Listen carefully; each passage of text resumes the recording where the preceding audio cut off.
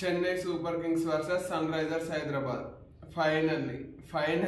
Finally after long gap అన్నట్టు అనిపిస్తున్నది.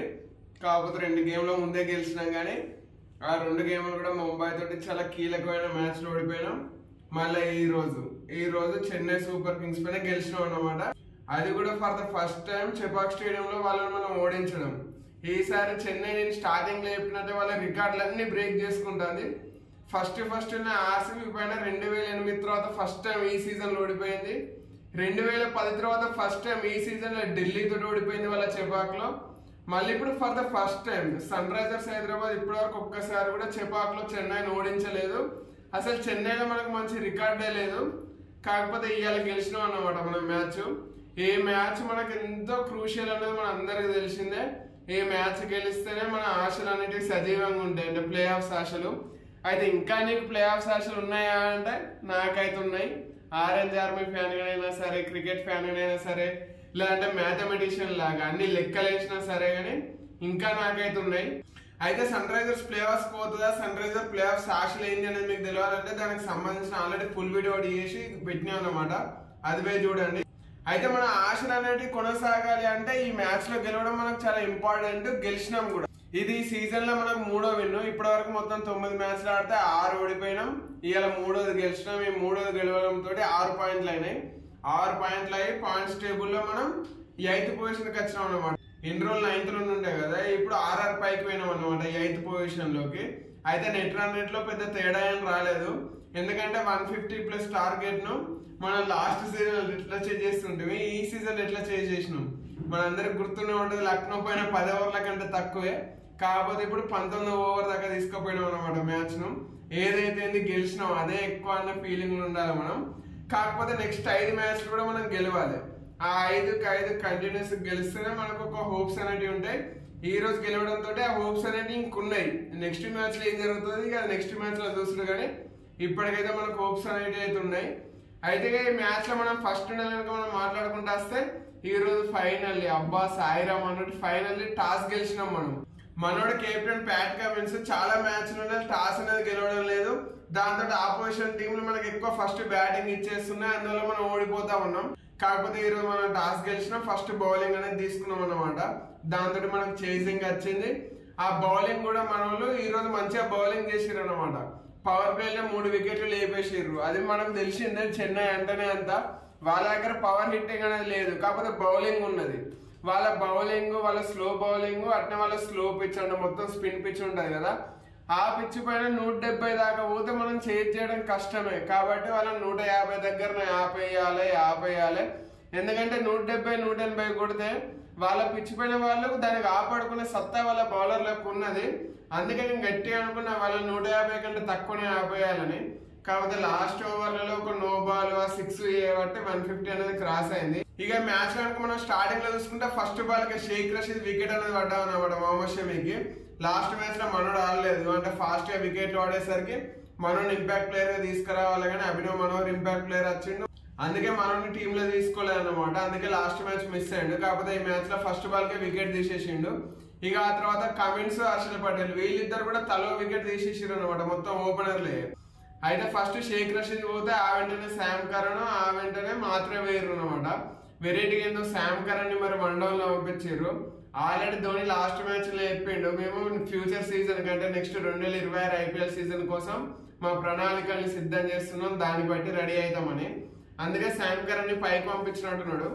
కాకపోతే ఆ తర్వాత కనుక మనం చూసుకుంటే ఒక చిన్న లిటిల్ పార్ట్నర్షిప్ అనేది బిల్డ్ అయింది. మెయిన్ గా జడేజా కొంచెం రన్స్ అనేవి పెట్టిండు, అది కూడా మన తప్పే. హర్షల్ పటేల్ ఒక లడ్డూలో క్యాచ్ మిస్ చేసిండు, అందుకే 21 దాకా స్కోర్ చేయగలిగింది అనమాట. కాకపోతే మన సవ్యసాచి ఉన్నాడు కదా, 2 చేతులతోటి బౌలింగ్, మనోడు ఈ రోజు వికెట్ తీసిండు అనమాట, బోల్డ్ కొట్టిండు. అంటే మనోడు వల్లనే క్యాచ్ అనేది మిస్ అయింది, హర్షల్ పటేల్ మిస్ చేసిండు. కాబట్టి మనోడే ఆ తర్వాత నెక్స్ట్ ఓవర్లో వచ్చి డైరెక్ట్ బౌల్డ్ చేసిండు అనమాట. ఈసారి నాకు ఎవ్వరితోటి వద్దని. ఇక అట్నే శివం దూబే, డెవాల్ బ్రేవిస్ వీళ్ళిద్దరు కలిసి 50+ పార్ట్నర్షిప్ అనేది చేసారు. అందులోనే మొత్తానికి మొత్తం డెవాల్డ్ బ్రేవిస్ దే అన్నమాట. మొత్తం అంతా అంటే బ్యాటింగ్ 6లు 4లు కొట్టిండు. మీరు లాస్ట్ 3-4 మ్యాచ్లకి కనుక చూసుకుంటే సిఎస్కే కేవల్ డెబ్యూలో వాళ్ళు మంచిగా ఆడుతున్నారు. షేక్ రషీద్ డెబ్యూ మ్యాచ్ లో మంచిగా ఆడిండు, మాత్రే డెబ్యూ మ్యాచ్ లో మంచిగా ఆడిండు. అట్లా నేను ఎక్స్పెక్ట్ చేసిన ఈరోజు డెబ్యూ మ్యాచ్ డెవాల్డ్ బ్రేవిస్ మంచిగా ఆడతాడని అనుకున్నట్టే మనోడు ఈరోజు మంచిగా పర్ఫార్మెన్స్ చేసిన అనమాట. కాకపోతే మళ్ళీ మన సవ్యసాచి ఈసారి బౌలింగ్ తోటి కాకుండా క్యాచ్, సూపర్ క్యాచ్ అనేది పట్టాడు. ఆ క్యాచ్ పట్టుట్లనే మనం వాళ్ళ 150 దగ్గర నిలపగలిగినాం. ఒకవేళ డెవాల్డ్ బ్రేవిస్ కనుక ఇంకో 2-3 ఓవర్లు ఉంటే వాళ్ళ స్కోర్ ఈజీగా 170 దాటేది. కాకపోతే డెవాల్డ్ బ్రేవిస్ అవుట్ చేసాం. ఆ తర్వాత అట్టే శివం దూబేను, ధోని హర్షల్ పటేల్ వీళ్ళిద్దరు స్వీట్ అంటే వాళ్ళకిద్దరికి మంచి మెమరీలు ఉంటాయి ఐపీఎల్. హర్షల్ పటేల్ ఎప్పుడైనా ధోనిని అవుట్ చేస్తూ ఉంటాడు, ఏ మ్యాచ్ లో కూడా అవుట్ చేసిండు. ఇక ఆ తర్వాత అంటే మిగిలిన వాళ్ళందరూ టేలెండర్లే కదా, వచ్చినట్లు వికెట్లు ఇచ్చేసారు అనమాట. ఈ రోజు హర్షల్ పటేల్ కు 4 వికెట్లు పడ్డాయి. 4 వికెట్లతో Harshal Patel purple cap race లోకి వచ్చింది అనమాట. టాప్ లో 16 వికెట్లతో ఉంటే మనోడికి 13 వికెట్లు అయినాయి. ఆ మిగిలిన 3 వికెట్లను కూడా మనోడు కవర్ చేస్తాడు. కాకపోతే మనం ఇక అది పక్కన పెడితే ఆ తర్వాత బ్యాటింగ్ 150+ టార్గెట్ తోటి బ్యాటింగ్ అనేది స్టార్ట్ చేస్తే అభిషేక్ శర్మ గారి బేట అన్నట్టు మనోడు ఘోరంగా ఆడుతున్నాడు. సింపుల్ లప్ప, అదేదో నాకు శక్తి లేదన్నట్టు ఇట్లా పెట్టి మరి క్యాచ్ ఇచ్చాడు. ఈ రోజు నైట్ ఖచ్చితంగా అభిషేక్ శర్మకు యువరాజ్ చేతులు ఉంటాయి. ఎందుకంటే మనోడు మంచిగానే కూడా నువ్వు గట్లెట్లా అవుట్ అయితే 1.2 స్టార్ట్ చేస్తాడు యువరాజ్ సింగ్. అందులో ఈ రోజు ఒక్క రన్ కొట్టకుండా డక్ అవుట్ అయిపోయింది కాబట్టి ఖచ్చితంగా వేసుకుంటాడు. ఇక ఆ తర్వాత కనుక చూసుకుంటే ఇషాన్ కిషన్, ట్రావిస్ హెడ్ వీళ్ళు ఒక చిన్న లిటిల్ పార్ట్నర్షిప్ చేశారు. కాకపోతే ట్రావిస్ హెడ్ మళ్ళీ తొందర అవుట్ అయిన అనమాట. కానీ ఈ రోజు ఇషాన్ కిషన్ తనకి ఇచ్చిన ఛాన్స్ అనేది నిలుపుకున్నాడు. ఎందుకంటే ఈ మ్యాచ్ లో కూడా పర్ఫార్మెన్స్ చేయకపోతే మనోని టీంలోకి వెళ్ళి తీసేయాలనే ఉన్నది. అసలు ఈ మ్యాచ్ లో మనోని టీంలోకి వెళ్ళి తీసేయాల్సింది. కాకపోతే మనోడికి ఛాన్స్ ఇచ్చారు. ఇచ్చిన ఛాన్స్ మనోడు వాడుకున్నాడు 44 రన్స్ తోటి. కాకపోతే ఈ రోజు ఏందో వింతగా నితీష్ కుమార్ రెడ్డిని డౌన్ ద ఆర్డర్ పంపించేసారు. ఎన్ని క్లాస్ ని 4th పొజిషన్ లో పంపించారు. మనోడి పెద్ద పర్ఫార్మెన్స్ ఏం చేయలేదు. ఆ తర్వాత అంకిత్ వర్మ వచ్చిండు. అంకిత్ వర్మ తన స్టైలే ఊపుడే మొత్తం, అంటే 4లో ఇట్లా ఏమి ఉండే 2 6లు కొట్టిండు. ఆ రన్ రేట్ అనేది తగ్గకుండా చూసుకున్నాడు అన్నమాట ఉన్నంత సేపు కూడా. ఇక ఆ తర్వాత కమిందు మెండిస్ వచ్చిండు. మళ్ళీ మన వచ్చే మనల్ని కాపాడిండు. ఈ రోజు 32 రన్స్ అనేది కొట్టిండు. అవి క్రూషియల్. ఆ 32 రన్స్ అనేది చాలా క్రూషియల్. ఎందుకంటే వరుసగా 5 వికెట్లు తొందర పడ్డాయి. కాబట్టి మ్యాచ్ చిన్న చేతిలోకి పోవద్దంటే వికెట్లు పడద్దు, అట్నే రన్స్ రావాలి. ఇప్పుడే మన కమిందు మెండిస్ అంటే మంచిగా 4లు కొట్టిండు అనమాట. ఎటువంటి టెన్షన్ అనేది తీసుకోలేదు. 4లతోటి టుడీలతోటి ఎక్కువ గేమ్ ఆడిండు.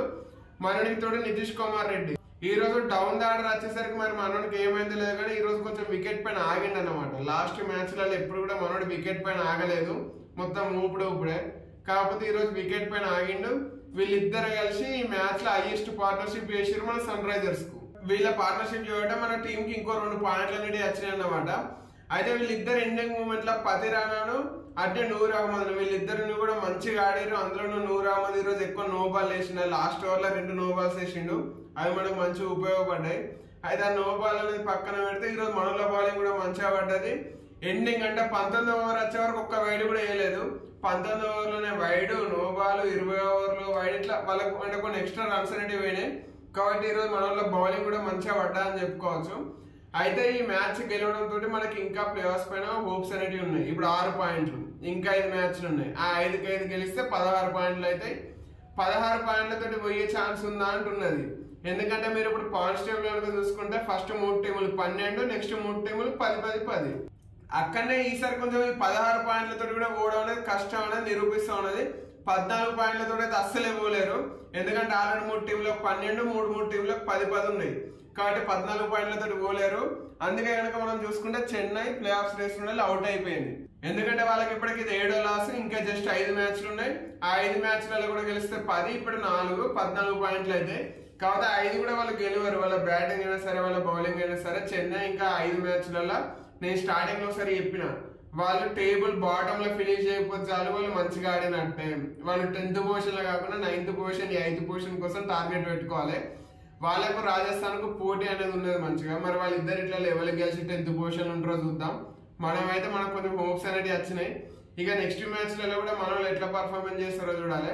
కాకపోతే రేపటి మ్యాచ్ కనుక చూసుకుంటే Kolkata night riders versus Punjab Kings. ఈ ఐపీఎల్ లో జరిగిన one of the excellent match. ఈ 2 టీంల మధ్యలో లాస్ట్ టైం జరిగినప్పుడు జరిగింది. 111 పంజాబ్ కింగ్స్ డిఫెండ్ చేసుకున్నది వాళ్ళ సొంత గ్రౌండ్ లో. ఇప్పుడు పంజాబ్ కింగ్స్ ఈడెన్ గార్డెన్స్ కు రాబోతున్నది, అంటే కోల్కతా సొంత గ్రౌండ్ కు రాబోతున్నది. మరి ఇక్కడ కోల్కతా వాళ్ళకి ఇచ్చిన 2 పాయింట్లు వెనక్కి తీసుకుంటుందా లేదనేది చూడాలి. వాళ్ళకి ఇప్పటికీ ఆడిన 8 మ్యాచ్లలో 6 పాయింట్లు ఉన్నాయి, వాళ్ళకి మనకు 6 పాయింట్లు ఉన్నాయి. కాకపోతే వాళ్ళు 8 ఆడారు, మనం 9 ఆడినాం.